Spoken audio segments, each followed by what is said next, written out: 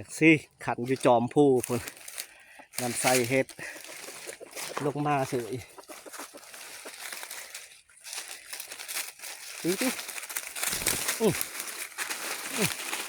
ตีมันลูกสุดยอดลายนำใส่พาดคอนที่3เมื่อฉันได้4 โตคอนที่2นั้นบาทเดียวได้2 โตเลยคอนที่2นะนำใส่เห็ดหอนใหญ่เลยถือว่าไก่ป่าช่วงนี้นั้นห้าวชุดๆแล้วถ้าไพ่เอาไก่ต่อบ่เข้าเลยแล้วแหละเอาไก่ตัวผู้ต่อนะต่อมันบ่เข้าแล้วถือว่าแล้วแหละไก่เจ้าดอกบ่บานดอกช่วงนี้ถือเป็นช่วงไก่ป่าอยู่ตัวเดียวเนาะพอตัวแม่มันเลี้ยงลูกมันพักไข่หมดเลย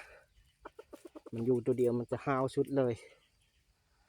แต่แถวค่อยนี้ตัวแม่นี่ยากเพราะว่าคนเอาตู้ MP3 ต่อมันเข้ามามันเห็นหรือว่ายิงบ่ตายเดี๋ยวนั้นมันตัวแม่เลยยากเลยมีแต่ตัวผู้แถวค่อย